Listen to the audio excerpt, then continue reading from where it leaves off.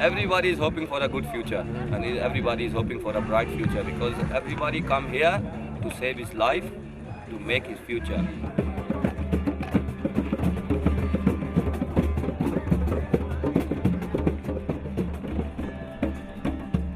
Weltweit sind Millionen von Menschen auf der Flucht. Sie sind dazu gezwungen, ihre Heimat zu verlassen und im Ausland um Asyl zu bitten. Allein Berlin erwartet für 2015 mehr als 14.000 Flüchtlinge. Wie sieht ihr Leben hier aus? Mit welchen Problemen sind sie konfrontiert? Und welche Hoffnung haben sie für die Zukunft?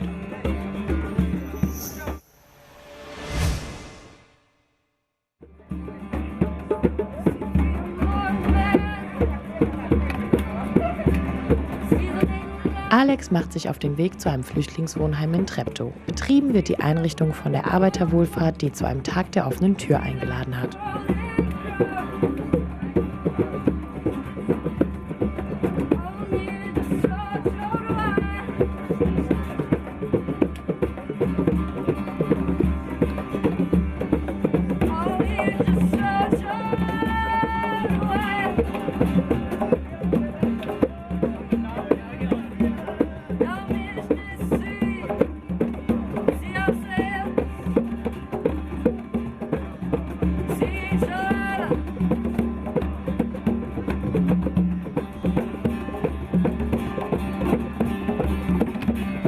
Das einfach mal vorstellen. 54 Millionen Menschen sind in der Welt auf der Flucht geschätzt.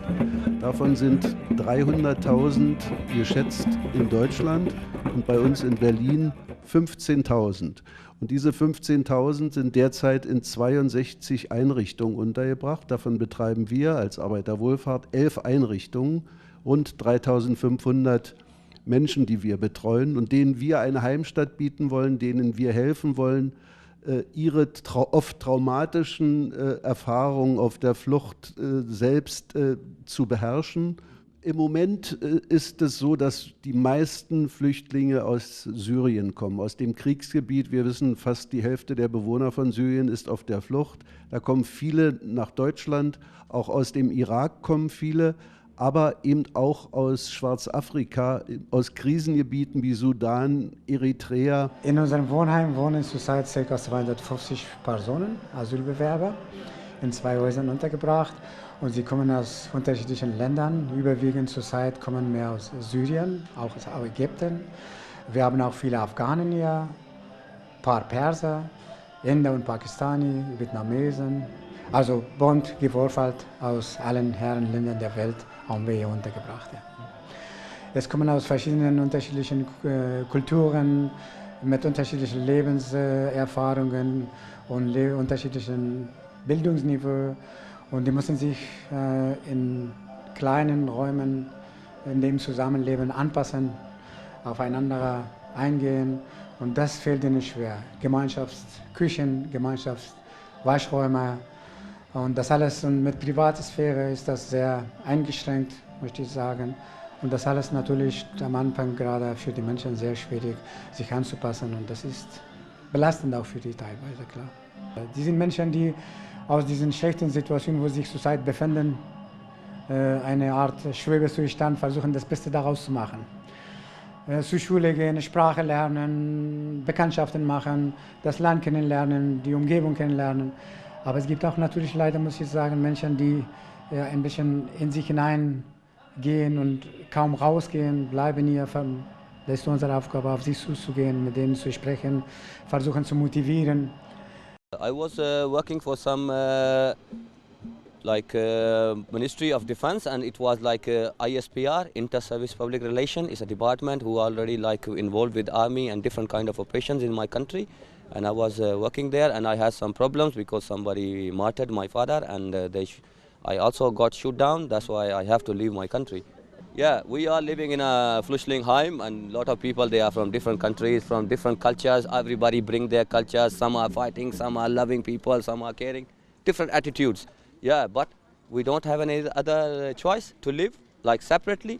If we are living here, we have to help each other, and if somebody have any negativity in their mind, we have to talk with them and make them positive. because obviously we are in like a family. We don't have any family here. We are living like a family. And we also have problems. Everybody have problems here. Same like German people also have problems. Sometimes I feel, okay, I am living in a Heim, but sometimes when I went outside and I see people, German people are living under the bridge. Okay, then I feel, okay, I am better than them, that I have a roof and I have a good place to sit. I am Pakistani. From Pakistani people in this country is not allowed to work at the moment. Because they are not allowed to work, okay, if they are not going to work, they will live in the Heims. Sometimes they drink every day because there is nothing to do. They are smoking every day. Maybe when they don't have money, maybe they will go to steal. Maybe they will to make criminals, like make any crime, they could do it. But when they are allowed to work, they can make themselves good situation. They can make them on the good ground. They can make a good ground for them. A Heim and house is a building. It never changed like if I am living here, it never changed my mentality. I do my things, what I have to do. It's my priorities and I am doing my priorities. I am not minding it that I am living in a Heim or I am living in some house. But what I have to do is my goal, I have to achieve it. Refugees have a right to live in any country. Obviously, if there is a war, where they have to go? If Germany is not going to accept, Italy is not going to accept, all European countries are not going to accept, where the people have to go. Maybe they have to drown in the water. That's why I believe that demonstrations and protest is a right for a person who is not getting his proper right. Everybody is right. Everybody have a right, and we have to take care of each other right. Then we will build like a nice and healthy community. Flüchtlinge in Berlin haben vor allem durch ihre Proteste öffentliche Aufmerksamkeit erregt. Angefangen hat die Protestbewegung mit der Besetzung des Oranienplatzes in Kreuzberg. I'm here with Napoli, one of the activists of the Oranienplatz. You were here from the beginning. How did you join the protest? So what was your intention to join the protest? I joined the protest because I got, first of all, when I came to Germany in 2012, I took asylum in Braunschweig. So I saw the situation in Lager in Braunschweig. This is part of Hanover. It was horrible inside. And then when the bus came to our place or Lager, this is where I was like, okay, who are you and what are you doing? Because I was only, a couple of weeks, like 4 to 5 weeks. And then I was asking, like, what are you doing? And then they were like, okay, we are refugees and we, this and that. And then I was like, straight away, I don't have any, I have to go and fight with you. What did the protest achieve? In which way it succeeded? Yeah, I can see that, we achieve a lot, though still they are making, opening here and closing here. But for us, in the movement, we see that there is, way forward and we can keep going on. And that's also gave us the strength by seeing that the resident Flüchtlinge right now, though it's not the way completely, but we can move. Right now I can move to everywhere in Germany. This is what we were looking forward to change. And also like a good shine. It was like, giving us the papers for whatever, to buy something. Now we receive money instead of that. We also let the population, and we are media ourselves now, and also different groups, and they know already what we are here for and what we are fighting for. And this is also kind of, solidarity, and we see also its positive side that the population know, not like before they don't want to know or something. But right now you can see everybody reading and passing through and asking. So this is something that achieved with this movement. But we told them that Oranienplatz was pregnant in 2012, and then she gave birth to us and to different people. And you can see Oranienplatz is everywhere in Germany, and it will be, The camp is obviously dissolved and everything, but what do you think remains of this protest movement, or how does the protest movement look nowadays?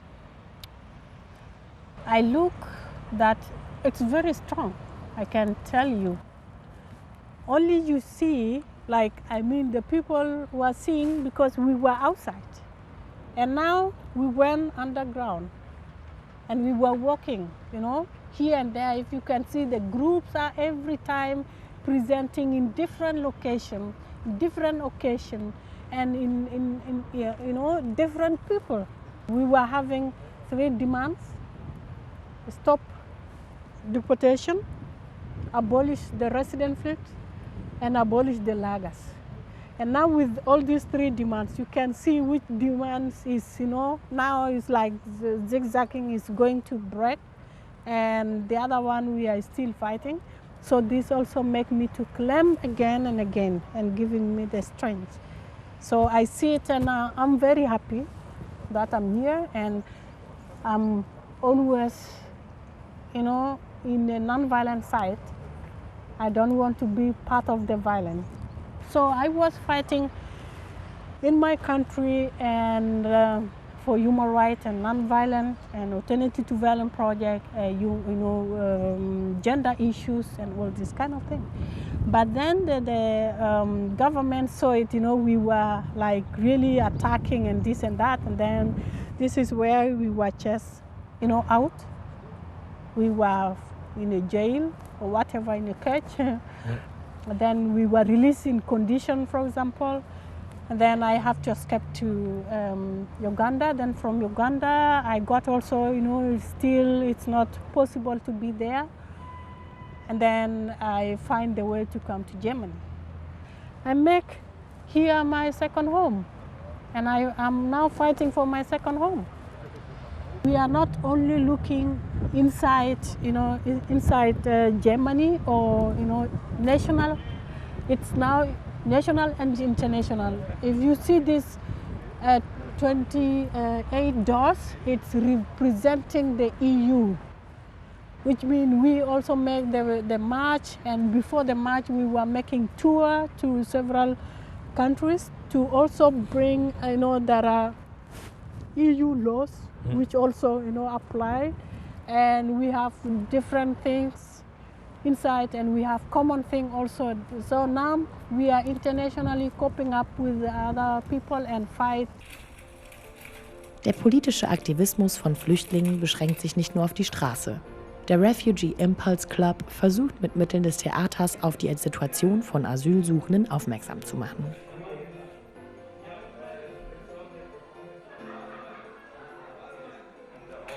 We are now in Refugees Club. Here we meet every Wednesday at 5 o'clock, and we start our rehearsals at 6 o'clock. Now the guys are here. This is the room what we have only for our rehearsals, where we do our rehearsals and work on our scenes, and musicians, our rappers, like every stuff we do here in this room. The Refugee Club, it's a club for everybody. Everybody can add something on it, can come and show us his ideas. And if it's something powerful, it could be part of our scenes. And we are a self-organization group. Yeah, we are like friends and like a family, you can say. And this is where our power is coming from this kind of energetic what we have. The goal of our group is that everybody, not only in Germany, around the world, be the same. We are all humans. For example, we doesn't look to the skin color or to the language or to the religion. This always says doesn't matter, all the people is same. Here, like you said, we would like to represent refugees from all over the world, not even only in Germany. Because we know what we are doing is not only for us, it's for all refugees. Whatever we had said here is something which each refugee wanted to say, but there's no way to say it. Nobody listened to them. Nobody paid attention to us. Nobody is interested to write what we are saying. And then nobody is given the opportunity or the ground to stand and demonstrate what you have seen or what is our capabilities. I came here, and when I see the people and the energy and how they are to each other, I like to directly go to the stage and act with them, because the subjects what they were speaking about, it's touching me directly. And really what we do on the stage, it's 100% what the refugees here have going through experience, what they have seen. So it's not my story, it's not her story, it's not his story. It's story for all the refugees around the world, not only in Germany, I can say around the world also. Like, some people can stay, like me, I can stay like 3 years here, but some, they don't know if they will stay or no, because some have a problem with Dublin. This, you should go out German like this.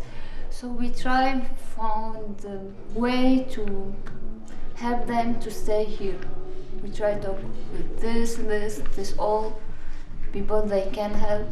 So because we want to stay one family, we don't want with anybody.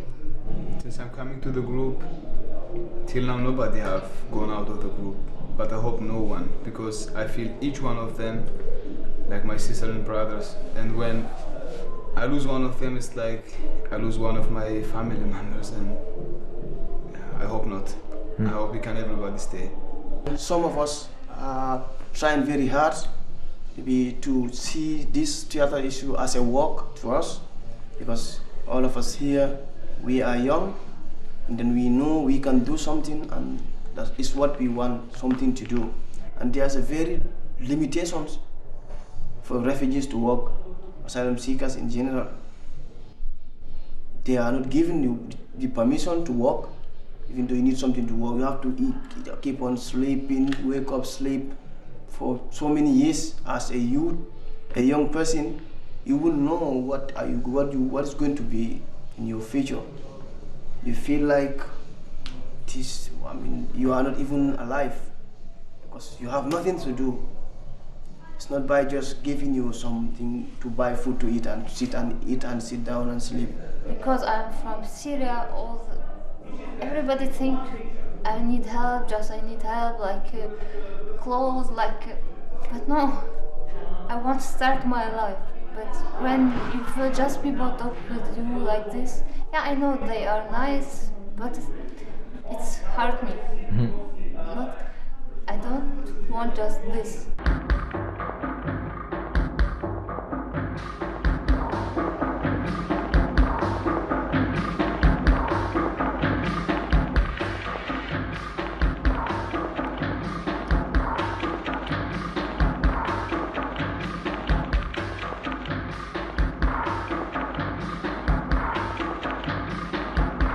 Basically, we wanted to show the refugees' problems, what we are facing, what we are experiencing here, and mostly people, they don't know about our problems, what we are. There are many plays about refugees. I had seen some of them about refugees.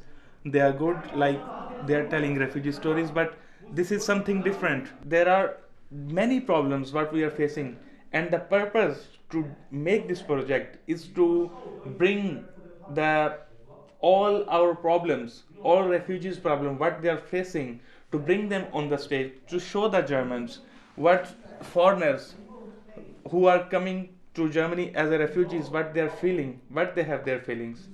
And the things what I was talking on the stage, that was not the acting, that was the anger what I had inside. And then I find this way.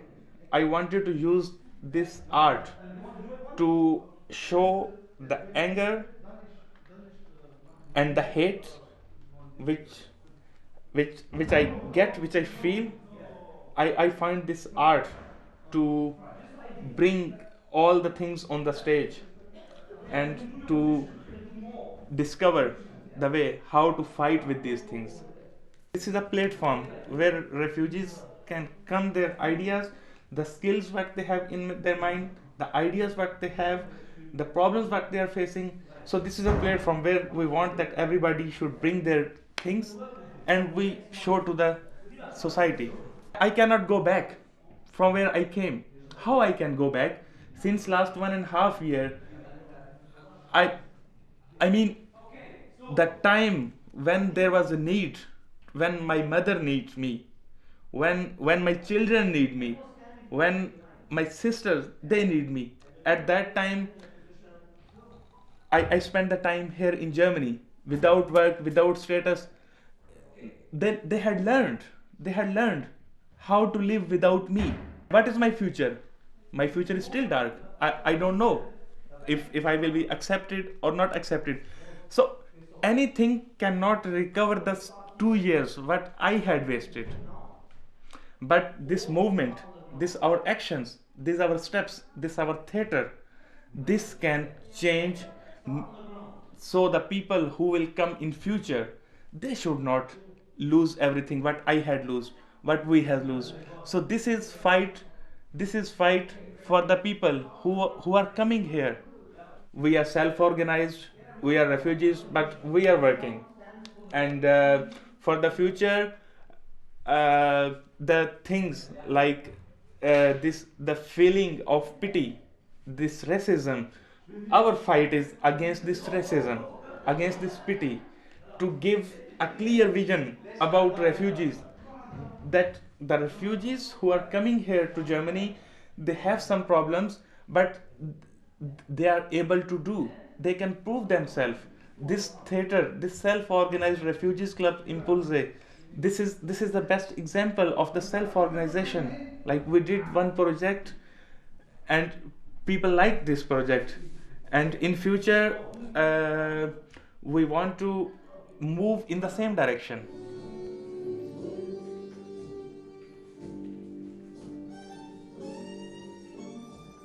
Refugee is not a name of anybody.